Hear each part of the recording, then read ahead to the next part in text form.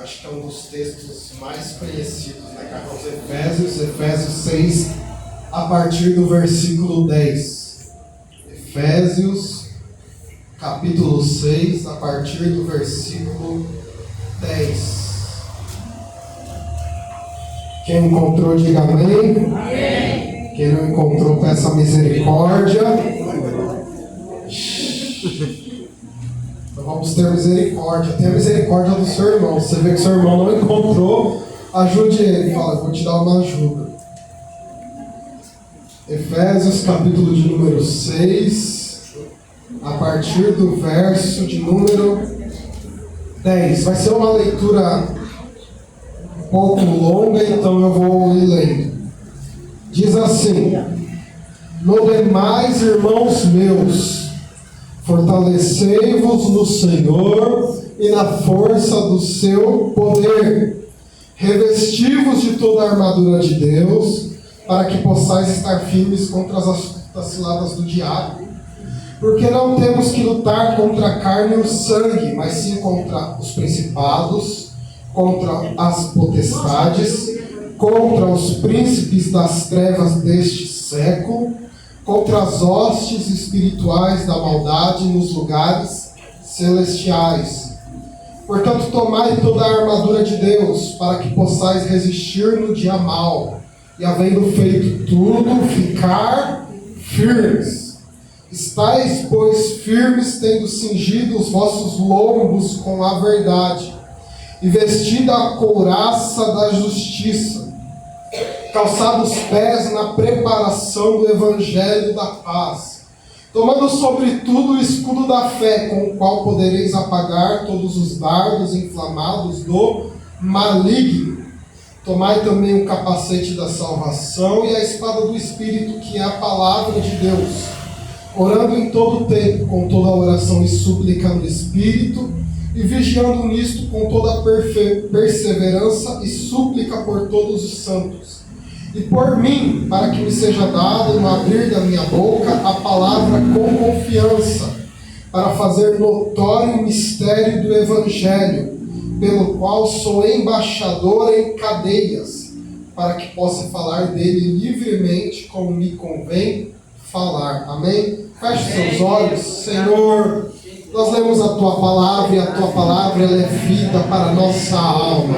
A Sua palavra ela é viva, ela é eficaz, ela penetra o nosso coração, e nós pedimos que nesse momento a Sua palavra venha penetrar o nosso coração, venha tratar conosco, Senhor. Fala não o que nós queremos ouvir, mas o que nós precisamos ouvir. Nos exorta, nos ensina, nos edifica, nos fortalece, nos consola, trata conosco, Senhor. Que nós possamos ser transformados por Ti, ó Deus, para que possamos Te conhecer cada vez mais. Usa a minha vida, tem misericórdia de mim, e que nós possamos ser fortalecidos no Senhor, em nome de Jesus. Amém. Antes de se assentar, vire para o seu irmão e diga: irmão, se fortaleça no Senhor. Pode se assentar, dando glória a Jesus. Antes de começar a falar, o pastor foi com a pastora e com a Débora lá para Jandira, foi ministrar na igreja do pastor Edson. Já tinha um convite há algum tempo, então eles marcaram para esse mês e coube nessa data. Eu falei, então já deixa pregando que eu fico aqui na igreja e vocês vão lá visitar. Só a título de informação, tá? Irmãos, a carta que o apóstolo Paulo ele escreveu aos Efésios, ela é uma carta que a gente fala teológica e prática, como toda carta de Paulo. Porque não se pode fazer teologia sem uma prática de vida cristã coerente. Não é possível você ter um conhecimento de Deus sem uma prática de vida cristã cotidiana e correta. Muitas vezes as pessoas elas fazem uma separação entre conhecer as coisas de Deus e praticar, quando na verdade essas duas coisas elas caminham juntas. A palavra diz em Mateus 7 no final que Jesus, no final do capítulo 7, que Jesus ensinava diferente dos fariseus, porque ele ensinava com autoridade. Quando fala autoridade, é com poder. E o apóstolo Paulo, quando ele escreve aos Coríntios, ele fala para os irmãos em Coríntios: eu não fui com palavras de sabedoria humana, mas com o Espírito Santo e com poder na virtude de Deus. Então o Evangelho, ele não é para nos fazer mais sábios só no entendimento, mas para que nós tenhamos uma vida renovada por Deus, uma vida santificada em Deus, uma vida que glorifica a Deus, conhecendo a Deus com o nosso entendimento e servindo a Deus com a nossa vida. E Paulo, ele vai falar nessa carta sobre o que é ser igreja. A carta aos Colossenses, o apóstolo Paulo, ele foca em Cristo, como a glória de Cristo, a divindade de Cristo, Colossenses 1 e 2. Em Efésios, ele fala da igreja, como a igreja se relaciona com Cristo, a obra que Cristo fez na igreja, salvando a igreja, e como a igreja se relaciona com Deus, com Cristo, com o Senhor, que Ele é o cabeça, que nós somos o corpo, e que por isso nós vivemos para a glória de Jesus, para a glória de Cristo. Então há um relacionamento intenso entre Cristo e a igreja, como um noivo para a noiva. Nós temos um relacionamento com Cristo. O foco da carta é falar do nosso relacionamento para com Ele. E entre nós mesmos, entre os irmãos. Por isso que ele fala: olha, quem mentia não mente mais, fale a verdade. Quem roubava, que não roube mais, mas que trabalhe, faça com as suas mãos o que é bom. Não entristeça o espírito. Nós falamos ontem de remir o tempo, como diz a carta, porque os dias são maus. Então ele vai dando vários ensinos que falam do relacionamento entre a igreja, entre os irmãos. Porque nós precisamos nos relacionar uns com os outros, termos comunhão uns com os outros. Como é que Cristo se manifesta na igreja? No meio da comunhão dos irmãos. Porque se nós temos comunhão uns com os outros, nós andamos na luz, e o sangue de Cristo nos purifica de todo o pecado. E a comunhão, ela é promovida pelo Espírito Santo de Deus. Por isso o agir do Espírito está na igreja, para que nós tenhamos comunhão uns com os outros, e para que nós possamos praticar aquilo que foi falado. Então Paulo, ele vem com vários ensinos. Se você pegar o capítulo 4, 5 e 6, ele vai falando sobre os ensinos que a igreja deveria praticar, como os irmãos deveriam se relacionar. E aí ele fala de relacionamento também entre o esposo e a esposa, comparando com Cristo a igreja. Depois ele fala o relacionamento entre pais e filhos e pais, sobre a responsabilidade de cada um, que o filho deve honrar o pai, como a palavra diz que é um mandamento com promessa, que o pai e a mãe não devem entristecer o filho, no sentido de ficar, vou usar o termo cutucando, ficar irritando, provocando o filho. E depois ele vai falar do tratamento entre os senhores e os servos, porque naquela época havia esse relacionamento de escravo e dono, e haviam cristãos que tinham escravos, mas ele fala: o escravo não deve ser tratado como escravo, mas como irmão em Cristo, e você tem que tratá-lo bem, dando dupla honra. E da mesma forma, o escravo, ele não deve, porque o Senhor é crente, agir de má fé e servir mal, mas ele deve servir como se serve ao Senhor, fazendo o melhor, porque a Cristo Senhor nós servimos. E ele fala que o escravo vai receber, o servo, o livre vai receber todo o bem que fizer. Então ele vai tratando de relacionamento, porque o Evangelho fala de relacionamento. Não é possível você ser um cristão sozinho. Não existe cristão solitário. A palavra, Jesus disse: onde estiverem 2 ou 3 reunidos em meu nome. Ele está colocando a comunhão dos irmãos. Então não tem como ser igreja só. Não, eu quero ser um cristão individual. Eu quero viver o cristianismo sozinho. Não tem como. É na comunhão que nós nos desenvolvemos. Por quê? Porque na comunhão eu vejo a fraqueza do meu irmão e eu ajudo ele na fraqueza dele. E ele vê a minha fraqueza e ele me ajuda na minha fraqueza. E nós somos fortalecidos e aperfeiçoados. Por isso que eu preciso de você e você precisa de mim. Nós precisamos ter comunhão uns com os outros.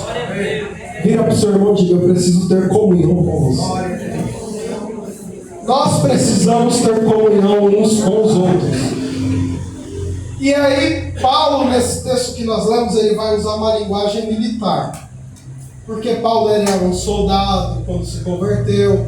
Era algo que, naquela época, era mais de fácil entendimento. As figuras, porque toda aquela sociedade convivia com soldados, como era.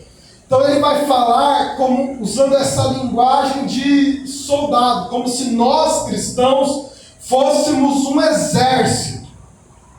E quando falar isso, lembra de Ezequiel 37, que Deus, quando o Espírito sopra, diz o texto que se levanta um grande exército.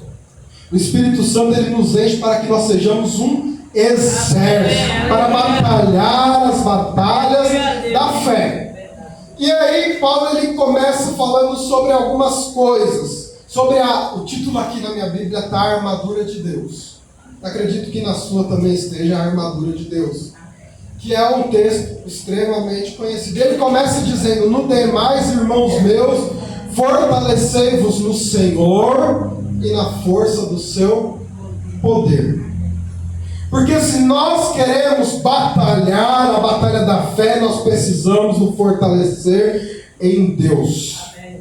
Deus é o nosso refúgio, a nossa fortaleza, Ele é o nosso socorro bem presente no dia da adversidade, e por isso não temeremos. Salmo 46, verso 1. Nós precisamos nos fortalecer em Deus. Nós não podemos confiar nas nossas próprias forças. O texto que a Regina fala muito: maldito o homem que confia no homem, que faz a força do seu braço o seu poder. A pessoa que confia em si mesmo. Nós precisamos nos fortalecer no Senhor que nós conhecemos. Por quê? Porque Ele é o Todo-Poderoso. Porque para Ele não há impossíveis. Porque para Ele não há barreiras. Porque para Ele não há limites. Nós precisamos nos fortalecer em Deus. Nós não podemos confiar em nós mesmos, nas nossas próprias capacidades, sabedoria e força. Hoje as pessoas, elas lutam pelo seu próprio braço. Você vai perguntar para a pessoa, ela fala: eu estou correndo atrás, eu estou lutando, eu estou fazendo, eu estou me esforçando. Isso. E não é que é errado a pessoa fazer isso, é errado ela confiar em si mesma. A palavra diz para nós confiarmos no Senhor de todo o nosso coração e não nos estribarmos no nosso próprio entendimento. O que é estribar? É se apoiar. Quando a pessoa, ela se apoia no seu próprio entendimento, se o entendimento sai, ela cai. Se você tirar o púlpito agora do jeito que eu estou, eu caio. Porque eu estou me apoiando nele. Ele é o meu apoio. Então nós precisamos confiar em Deus e não confiar em nós mesmos, na nossa própria força. Porque nós não estamos lutando a nossa batalha. Nós estamos pelejando pelo reino de Deus. Nós fomos chamados para batalhar pelo reino de Deus. A perseverar com relação ao reino. E aí nós temos um ajudador, que é o nosso Deus. O apóstolo Paulo, ele diz em Coríntios, para a igreja de Corinto, ele fala: nós somos cooperadores de Deus. E Deus, numa outra passagem, na verdade em Marcos, fala que Deus cooperava com a igreja, no sentido de que nós estamos do mesmo lado. Nós estamos servindo a Deus, e por isso nós precisamos nos fortalecer nele.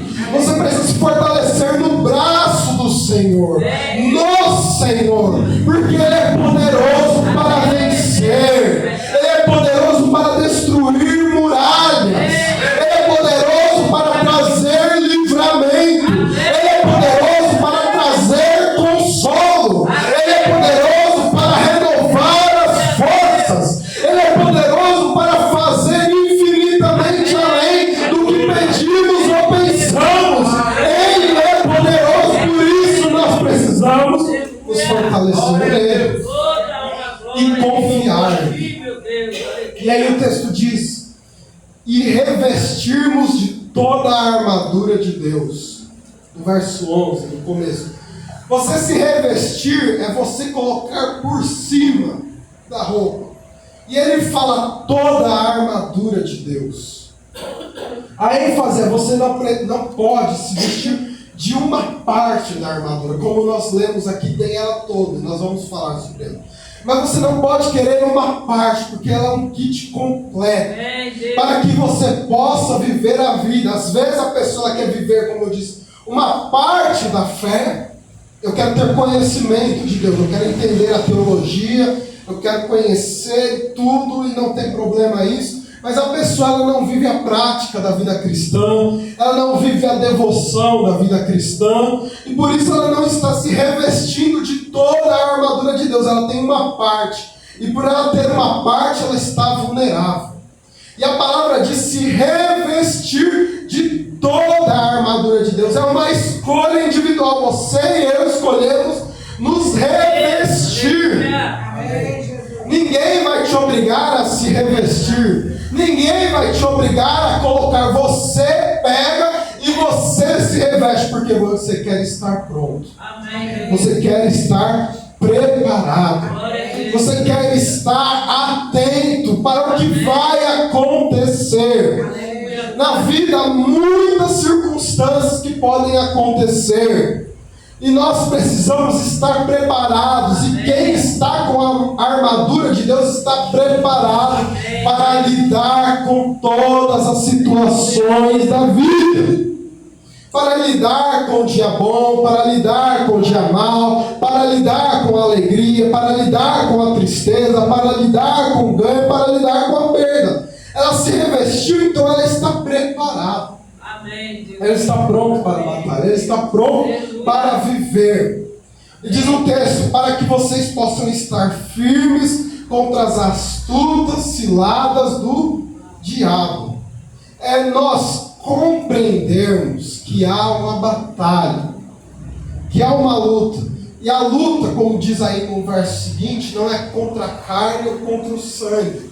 Tem gente lutando contra pessoas.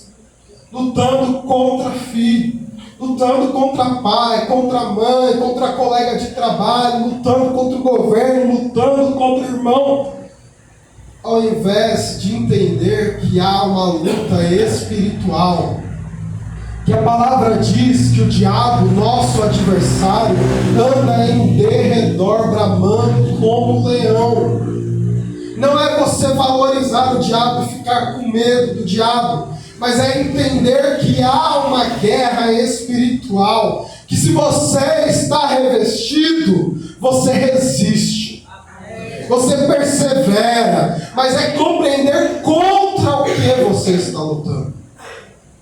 Contra o que o apóstolo Paulo diz em 2 Coríntios 2, se eu não me engano, no final do texto, ele fala que nós vamos perdoar para que nós não sejamos enganados por Satanás. Porque nós não ignoramos os seus ardis, as suas armadilhas. O crente precisa estar vigilante, por quê? Porque o diabo tem astutas ciladas. Tem gente que acha que o diabo vai aparecer com um chifre, com um rabo todo vermelho, com um tridente, que nem o Poseidon, e vai falar: eu sou o diabo, eu vim te tentar. Eu vim te derrubar. A armadilha é sutil. São coisas pequenas que vêm para destruir. Como diz um ditado: ninguém tropeça em montanha, tropeça em pedra, pequenas pedras. São coisas pequenas que vêm no dia a dia para tentar abalar a fé, para tentar destruir a esperança, para tirar a confiança em Deus, para tirar a expectativa em Deus, para tirar a certeza de que o Senhor está conosco. Quantas vezes vem coisas contra nós para que nós venhamos a desanimar na fé? Pessoa que você conhece, que ela está animada, que ela está buscando a Deus, que ela está entregue, parece que vem como se fosse uma onda para derrubá-la. Aí acontece um problema em casa, acontece um problema no trabalho, acontece um problema na igreja, acontece um problema nos relacionamentos, e ela começa a ficar abalada. Começa a vir problemas na mente, no entendimento, vir coisas no celular que não vinha, e aí a pessoa ela começa a ser envolvida, e ela não percebe que é uma cilada, é uma armadilha. Por isso que a palavra nos diz para estarmos revestidos, para que nós possamos resistir, para que nós tenhamos força para resistir, para dizer: eu não quero, eu não volto, eu não faço, eu sou uma nova criatura. Eu vivo para a glória de Deus, eu vivo para o meu Senhor. Uma mudança. Diz o texto: porque nós não temos que lutar contra carne e sangue, mas sim contra os principados, potestades, príncipes das trevas deste século, contra as hostes espirituais da maldade nos lugares celestiais. Então ele vai falando, primeiro, a luta não é contra outro ser humano, não é algo natural, é algo espiritual.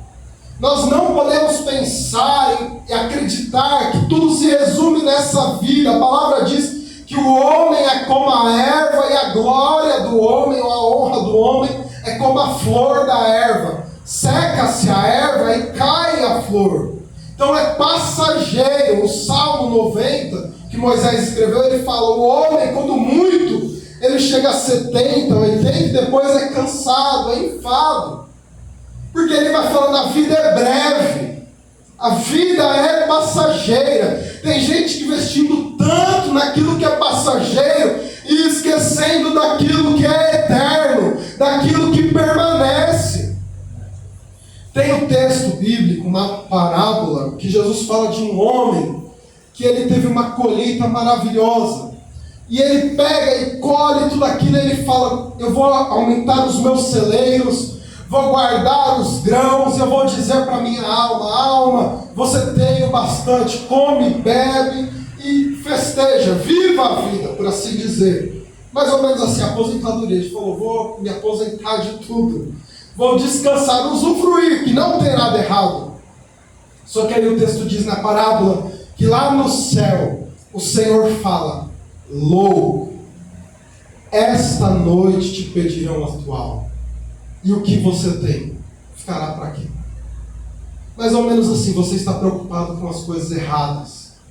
A palavra nos ensina a nos preocuparmos em buscar o reino, amém, a justiça, porque isso vai permanecer. Amém. Quando nós viemos adorar a Deus, amém, a clamar a Deus, a exaltar a Deus, é algo que permanece. Nós vamos passar, o tempo vai passar, as condições vão passar, mas aquele que faz a vontade do Senhor permanece. É a segurança do cristão, que o nosso trabalho não é vão no Senhor, que tudo que nós vivemos, que nós passamos, que nós fazemos, não irá perecer, mas vai permanecer. Amém.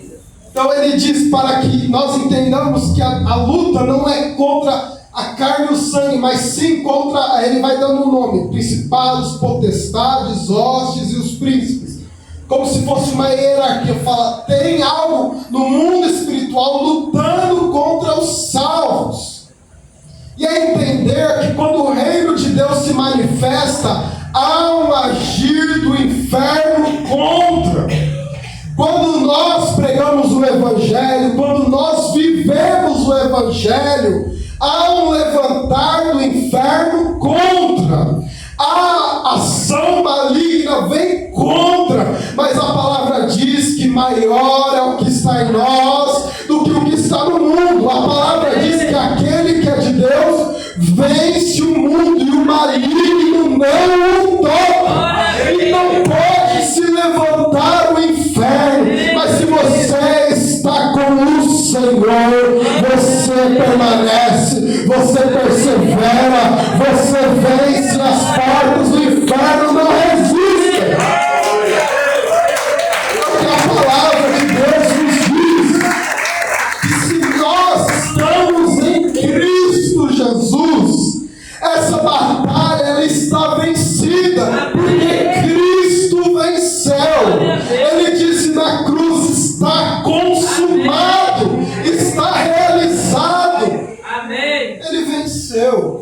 nós não precisamos temer.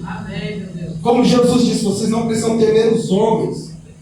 Não há sentido em temer os homens. Nós precisamos ter bom ânimo, porque Ele venceu. Amém. Então a nossa batalha nós precisamos entender sim que é algo espiritual que se levanta contra, mas que no Senhor nós vencemos. Amém. Se nós estamos revestidos do Senhor, da armadura de Deus, nós vencemos o dia mau, nós vencemos as ciladas, nós vencemos os ataques. Aleluia, Deus. E aí ele começa: portanto, tomai toda a armadura de Deus, para que possais resistir no dia mau. Porque o dia mau vem para todo mundo. Não tem ninguém que vai passar todos os dias nessa terra bem. Nosso próprio Cristo teve dia de angústia. A palavra diz, quando ele chega no Getsemane, ele vira para os apóstolos e fala: minha alma está angustiada até a morte. Está escrito na palavra isso. Então, nem todos nós, ninguém na verdade, terá todos os dias bons. Nós teremos dias maus. E nós precisamos estar firmes. Amém. Como diz o texto, vocês tomem toda a armadura de Deus para que vocês possam resistir o dia mau. Para que você possa resistir a esse dia mau, você não precisa de uma capacidade. Não é isso que ele está falando. Ele está falando, você precisa estar revestido. Amém. Você precisa estar revestido. Amém. Se você quer vencer as batalhas do dia a dia, se você quer vencer as lutas, se você quer perseverar, você precisa estar revestido. Amém. Revestido das coisas do alto, revestido das coisas de cima, revestido das coisas de Deus. Amém. Para que possa resistir no dia mau, diz o texto, e havendo feito tudo, ficar firmes. Porque tem gente que acha que você vence a batalha e aí você pode relaxar. Como Davi em 2 Reis. Ele já tinha vencido vários reis. Se você ler lá no texto, está escrito. Em 2 Reis, se você for acompanhando, está escrito lá. Venceu filisteus, venceu isso, venceu aquilo. E aí chega o momento que era para sair para a guerra. Está lá no texto. E ele não sai para a guerra porque ele foi descansar. Não, já venci, já acabou. E é o momento que ele cai. Nós precisamos resistir o dia mau para que nós possamos, depois de fazer tudo que Deus nos mandou, continuar firmes. Amém. Precisamos continuar firmes.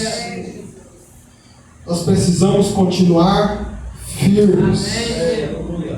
Uma estrutura boa não é aquela que não sofre com tempestade, com vendaval, com sopro, porque Jesus disse na parábola de Mateus 7, vai vir chuva, vai soprar vento, vai correr rios, mas ela permanece firme, porque ela está firmada na rocha. Se você está firmado na rocha, permaneça firme, continue firme. Ah, mas está difícil, continue firme.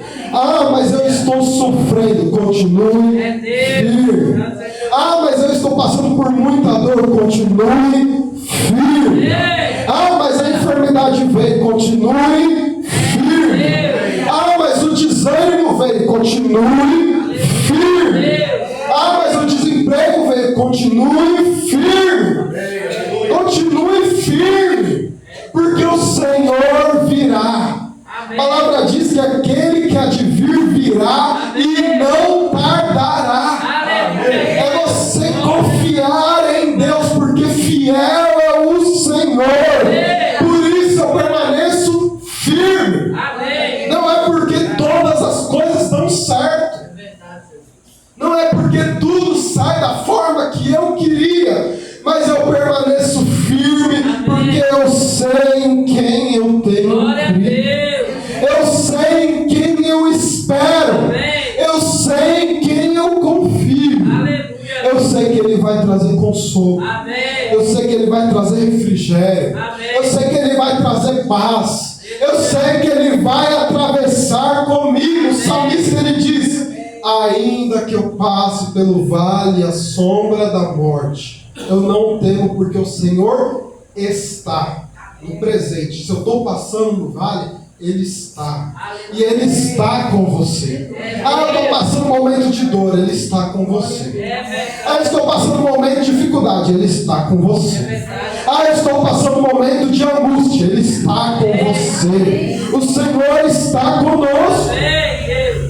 E o dia mal vem, mas a questão é: eu tenho que estar firme no Senhor, porque é nele que eu vou passar. Isso veio, mas vai passar. Isso está acontecendo, mas vai passar. Deus vai trazer resposta. Deus vai trazer livramento. Deus vai trazer restauração. Deus vai trazer conforto. Deus vai fazer algo novo, mas permaneça firme.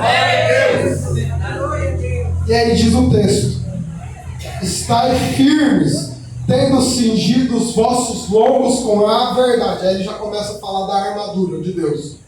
Nós precisamos nos revestir da armadura. Qual que é a armadura? Aí ele começa a falar: nós precisamos revestir os nossos lombos com a verdade. Esse colocar os lombos com a verdade, essa parte aqui, cingir os lombos, é tipo um cinto que segura toda a armadura com a verdade. Se eu posso só me revestir, eu posso só me revestir da armadura de Deus na verdade. E a verdade não é um conceito. A verdade não é uma opinião. A verdade não é relativa. A verdade é uma pessoa. A pessoa de Jesus Cristo. Amém. A pessoa, ela só vai conseguir se revestir da armadura de Deus se ela tiver a verdade de Cristo nela.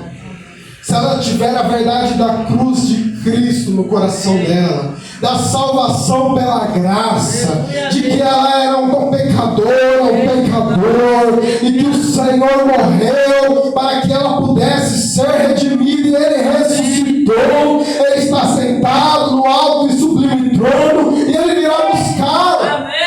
É com essa verdade que a pessoa precisa estar cingida, colocada, e também viver a verdade. Amém. Da mesma forma que eu creio na verdade, eu vivo ela. Amém. Não tem como eu falar que eu creio na verdade, eu vivo a mentira. E eu vivo uma vida dupla. Crente não pode ter vida dupla. Amém. Crente não pode ter verdades secretas, como diz a novela aí que já passou. Crente não pode viver de duas caras. Não pode, não existe isso. Amém. O cristão ele tem que ser verdadeiro. Aleluia. Ele tem que viver a verdade. Amém. Ele tem que buscar ser o mais verdadeiro e sincero possível. Aleluia. Ele não precisa fingir ser o que ele é. Não precisa fingir ser um super-herói. Porque os super-heróis, eles têm fraquezas. Eles têm limitações. Se você lê lá as HQ, para quem gosta, eles têm as suas limitações, as suas fraquezas. Mas o Senhor Jesus Cristo não tem fraqueza. Ele não tem limitação. Ele é o Senhor. E o cristão ele não é chamado para fingir que não tem fraqueza, mas ele é chamado para viver na verdade. Bem tempo atrás, uma pessoa falou comigo sobre isso. Eu falei: olha, eu não tenho segredo. Tem coisa que eu não conto para todo mundo, mas eu vim escondendo as coisas. Mas a pessoa falou: mas eu achei errado isso, aquilo. Eu falei: eu vivo assim. E eu prefiro viver assim porque eu durmo tranquilo. Glória a Deus. Eu sei que eu já errei, já pedi perdão daquilo que deu, daquilo que foi possível, no que não foi possível, não foi possível, mas eu busco viver na verdade.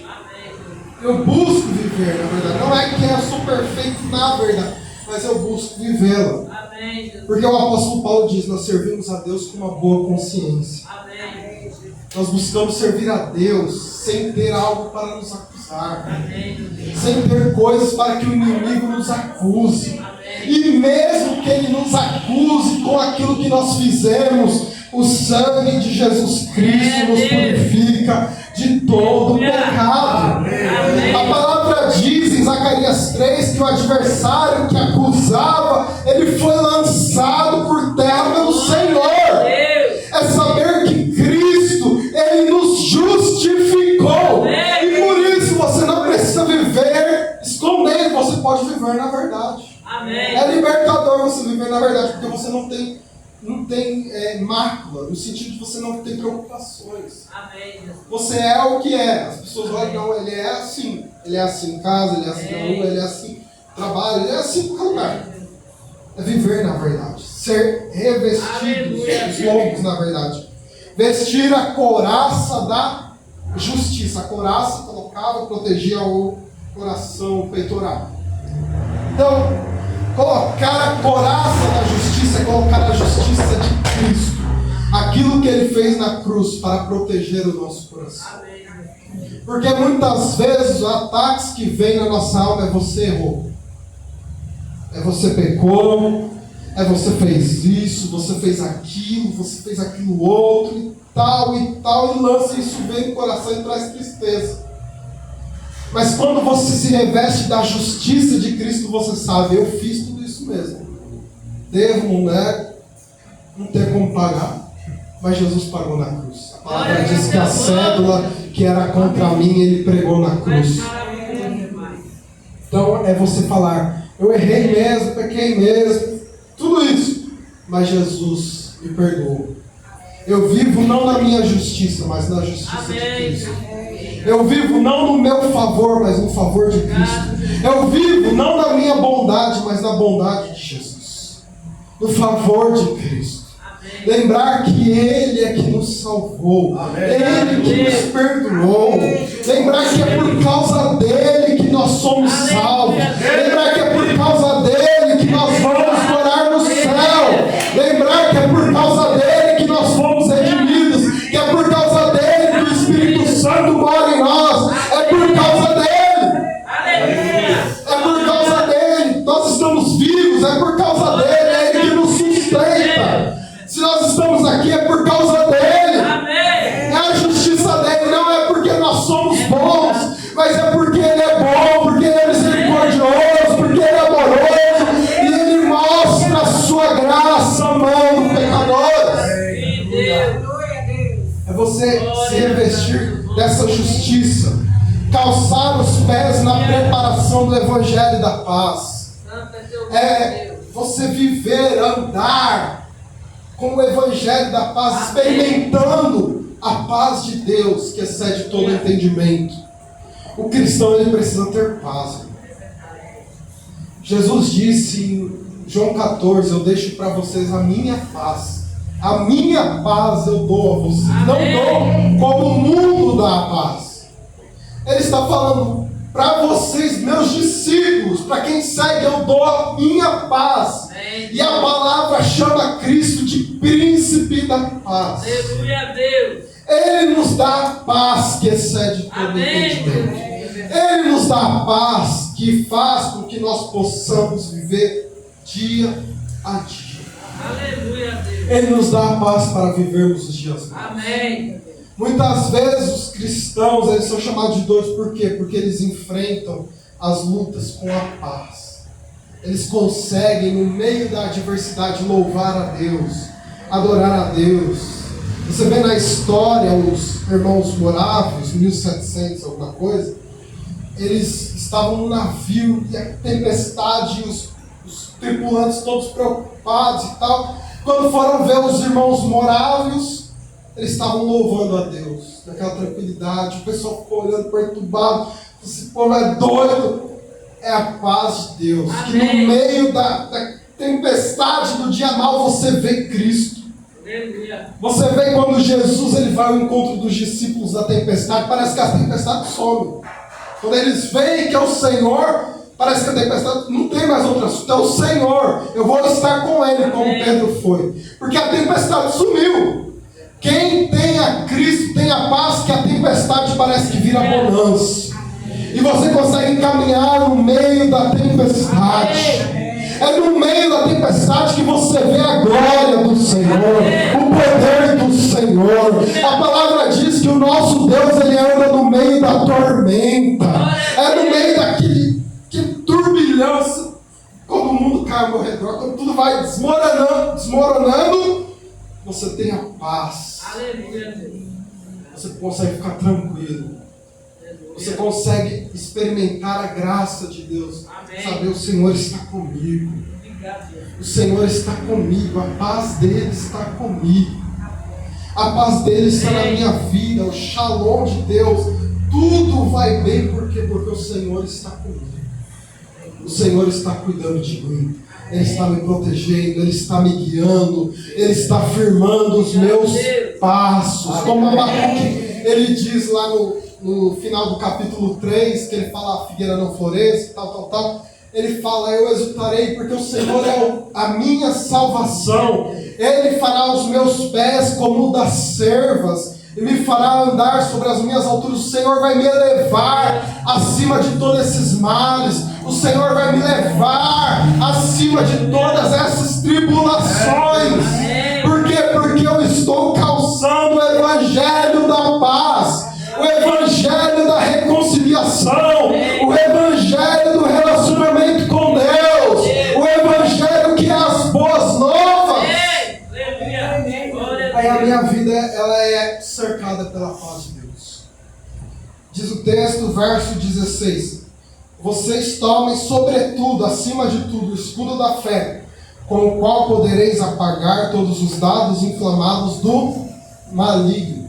Você pega o escudo ia na mão esquerda, que os soldados romanos usavam. Ele era quadradão, protegia até o pé. O escudo era uma arma de proteção. Até agora as armas que nós falamos todas são de proteção. Amém. E a fé, ela nos protege do quê? Da dúvida. Não da incredulidade, da dúvida. Quando você tem fé em Deus, a dúvida, ela não vem abater você. Será que vai acontecer? Será que Deus vai realizar? Será que isso vai ser feito? Será que o Senhor tem um bom futuro? Será que a pessoa, ela vai com a fé, ela vai vivendo cada dia, cada dia. A palavra diz que nós andamos por fé e não por vista. Nós não andamos pelo que nós vemos, nós andamos por aquilo que nós cremos. Não ande pela vida como se tudo se limitasse ao que você vê. Ande crendo. Amém. Viva a vida crendo. Amém. Crendo que o Senhor vai mudar a sua sorte. Crendo que o Senhor vai mudar a história. Crendo que o Senhor vai virar as cativeiro. Crendo que o Senhor vai se revelar. Você lê em Hebreus 11, a gente fala desse texto porque é o texto dos heróis da fé, diz o texto bíblico, que eles, pela fé, eles andaram, pela fé eles venceram gigantes, pela fé eles destruíram fortalezas, pela fé eles foram livres da espada, pela fé eles apagaram o fogo o forno de fogo, pela fé eles viveram. Aleluia, Deus. Glória. Nós vivemos pela fé em Cristo. Nós vivemos crendo que o Senhor está conosco, crendo no que o Senhor fez por nós. Amém. Nós vivemos pela fé que o Senhor vai fazer também na nossa vida algo novo. Que o Senhor vai fazer na nossa casa algo novo. Que o Senhor vai fazer nos nossos sentimentos algo novo. Que o Senhor vai fazer nos nossos relacionamentos algo novo. Que o Senhor vai fazer na igreja algo novo. Eu creio, eu não vejo, mas eu creio. Creio nas promessas de Deus, naquilo que Deus prometeu, porque a palavra diz que fiel é o que prometeu. Amém. E você usa o escudo da fé por quê? Porque o mundo vem te atacar, vem enfrentar, vem para derrubar a sua fé. Falar: mas você não serve a Deus? Então por que você está sofrendo tanto? Deve estar em pecado, como disseram para Jó.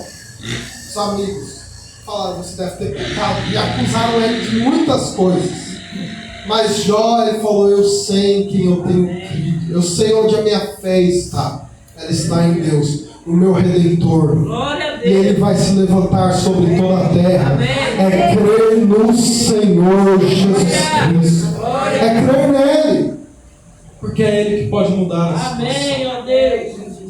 É Ele que pode mudar o cativeiro. Amém. É Ele que pode mudar histórias. Verdade. É Ele que pode transformar famílias. Amém. É Ele que pode mudar a nossa sorte. É Ele que pode mudar o nosso ser. Amém. É Ele que pode fazer as coisas. É confiar nele.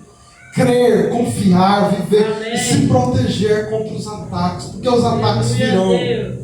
Virão para enfrentar a sua fé, para resistir à fé. E você usa o escudo da fé e fala: eu creio. Amém. Se você não crê, eu creio por você. Então. Eu creio por você. Minha fé vira dobrada. Porque eu creio no Deus que pode todas as coisas. Eu creio no Senhor Jesus Amém. Cristo. Eu creio que o Senhor está comigo. Eu creio nele. Amém. Continuando, diz o texto: tome também o capacete da salvação. É você pensar naquilo que Jesus fez. A palavra diz em Colossenses 3 que se nós vivemos para que, se nós ressuscitamos com Cristo, que nós buscamos as coisas de cima, como Ele lá em cima está, e que nós pensemos nas coisas que são de cima. Proteger a nossa mente é você pensar naquilo que Deus fez, naquilo que Deus faz e naquilo que Ele fará. Amém. É você pensar que Ele nos salvou, pensar que hoje Ele nos transformou em nova criatura, que Ele nos está aperfeiçoando, que Ele está preparando, que Ele está realizando os seus sinais, os seus milagres, e pensar naquilo que Ele vai fazer, que virão novos céus e nova terra, onde habita a justiça, que não vai ter choro, que não vai ter lágrima, que não vai ter dor, que nós teremos comunhão com o Senhor, que nós o veremos e que estaremos para sempre com Ele. É pensar nas coisas de Deus. O que ocupa a nossa mente, geralmente os boletos. Dia 5 eu já estou pensando neles. E aí eu reconheço, dia 5 eu já estou lá olhando, orando, já falando: Senhor, eu quero pagar tudo, já está. Pensando em outras coisas, pensando no jogo de futebol. Lamento muito para os santos e para os santistas. Pensando nas coisas, pensando no trabalho, na cozinha, pensando no estudo. É bom pensar nessas coisas, não tem problema, mas isso não pode ocupar a nossa mente. Ocupar de fazer morada.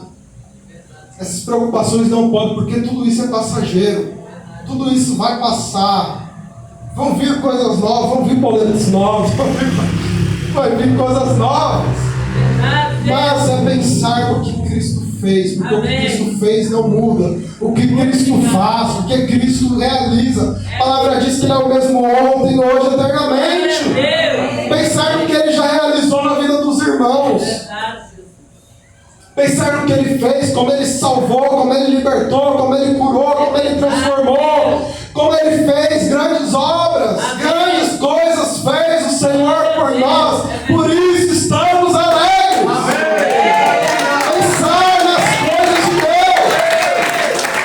Pensar no amor de Deus. Pensar que Ele nos ama. Você fala: mas ninguém me ama. O Senhor ama você.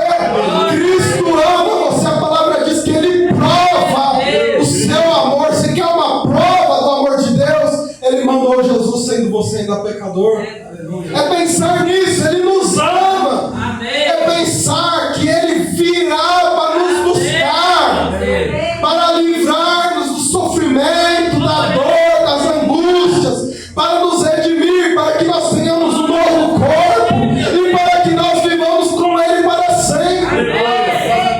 Pensar nessas coisas. Revestir, colocar o capacete da salvação.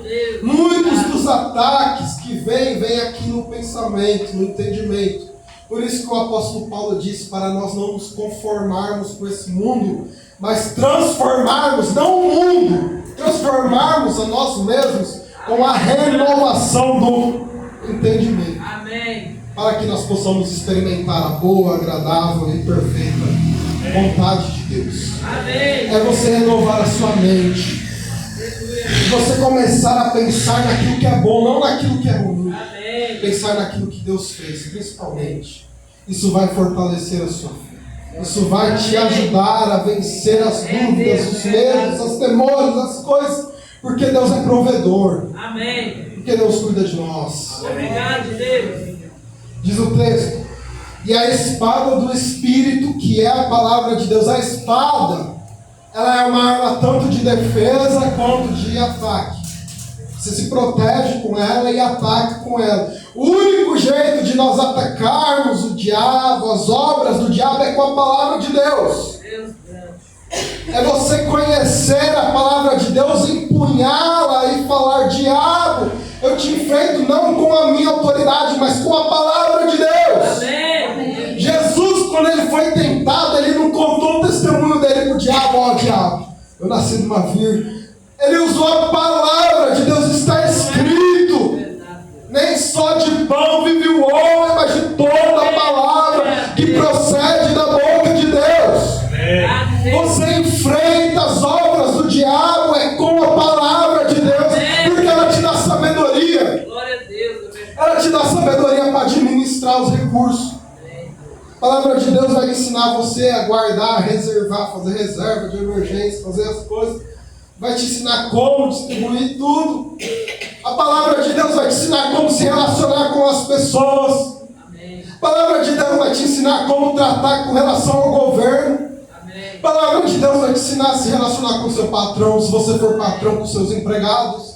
A palavra de Deus vai te ensinar a relacionar na sociedade, com a igreja, se relacionar com Deus. É a palavra de Deus.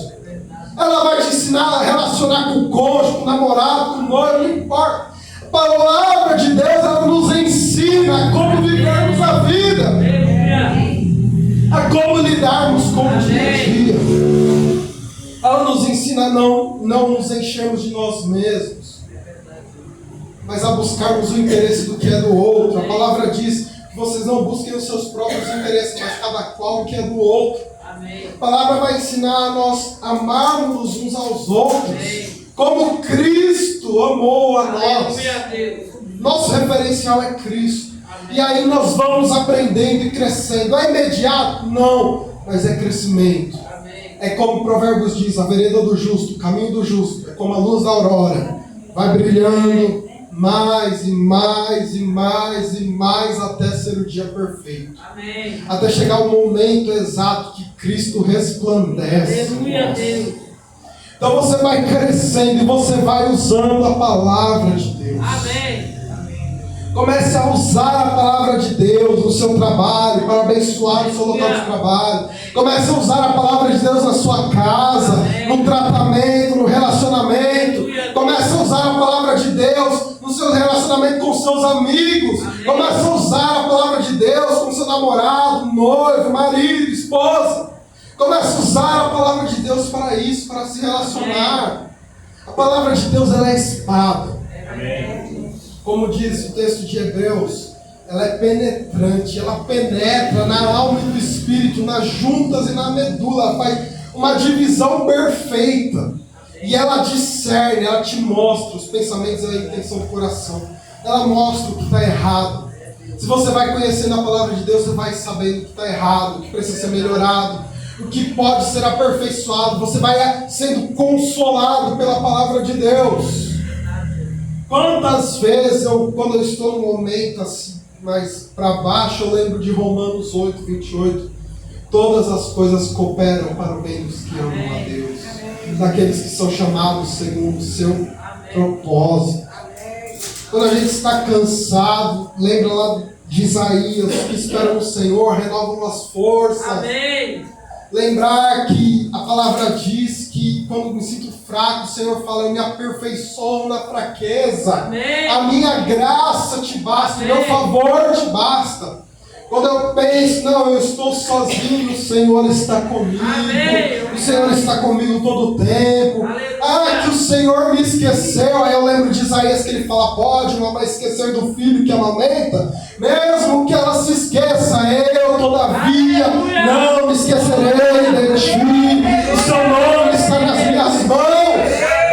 É lembrar a palavra de Deus como consolo, como bálsamo. Quando você começa a enfrentar de angústia, dias de males, lembrar: o Senhor está comigo nos dias maus. O Senhor traz consolo.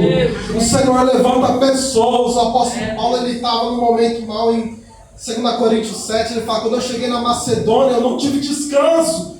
Por fora combates e por dentro temores. O apóstolo Paulo, temores. Por dentro. Aí ele fala: mas Deus nos consolou com a vinda de Tito. Deus consola. Amém. Deus consola, o Espírito Santo de Deus, ele nos consola. A palavra diz que a consolação do Espírito de Deus esteja conosco. O Espírito Santo quer consolar você nessa noite. O Espírito Santo quer confortar você nessa noite. Ele quer colocar a espada do Espírito nas suas mãos, a palavra de Deus, para que você possa ser confortado, consolado, renovado por Deus. Amém.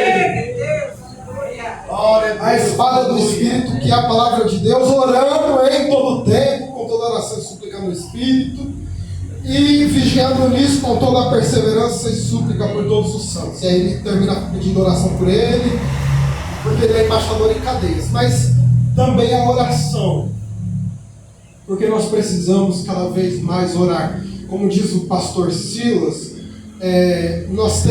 Deus tem muitas formas de falar conosco. Deus pode usar a palavra, Deus pode usar o irmão, Deus pode usar uma circunstância, Deus pode usar a natureza, Deus pode usar a profecia, Deus pode usar a visão, Deus pode dar sonho, Deus pode... É multiforme, mas nós só temos um jeito de falar com Deus, é pela oração. Amém. É pela oração. Eu não sei orar. Cria um WhatsApp lá, escreve Deus, grava um áudio. Oh Deus, bom, o pessoal vai te chamar de doido, mas pelo menos você está falando no celular, não sei se vão te chamar de doido. Mas um modo de você se relacionar com Deus. Amém. Deus, ele está próximo de nós. Amém, Jesus. O apóstolo Paulo, ele diz isso em Atos 17, ele fala, as pessoas buscando a Deus como se elas estivessem com os olhos fechados, como se tateando pudessem achar, ainda que ele não esteja longe de vocês, mas ele está próximo. Amém. É questão de invocar ao Senhor. O salmista diz: invoca-me no dia da angústia, eu te livrarei. Aleluia. E tu me glorificarás. É você ter relacionamento com Deus. É você falar com Deus. É você colocar diante de Deus o que você passa, o que você sente. Aliás, diante dele, para que esconder? Porque ele sabe. E ele sabe o que nós vamos falar. Amém. O salmista, ele diz: antes que saia uma palavra da minha boca, o Senhor sabe o que eu vou dizer. Deus conhece aquilo que aflige a nossa alma. E ao invés de falarmos com Ele, nós queremos resolver. Amém. Entrega ao Senhor aquilo que te angustia. Entrega ao Senhor aquilo que te preocupa. Entrega ao Senhor aquilo que te aflige, porque Ele responde às orações. A palavra diz que a oração de um justo muito pode ser os efeitos. Orar no Espírito, orar em todo tempo, orar em todo momento, orar em línguas, orar, falar com Deus, relacionamento com Deus, ter comunhão com Deus. E isso tudo vai te fortalecer para que você possa estar firme. Se você se revestir do Senhor e da força do seu poder, Ele vai te dar força para vencer. Amém. E aí eu termino falando no começo do texto: para se fortalecer, se fortaleça no Senhor. Amém. Isso tudo é para que nós possamos estar fortalecidos em Deus. Amém. Porque Ele vai fazer algo novo. Amém? Amém. Se coloque em pé, feche seus olhos.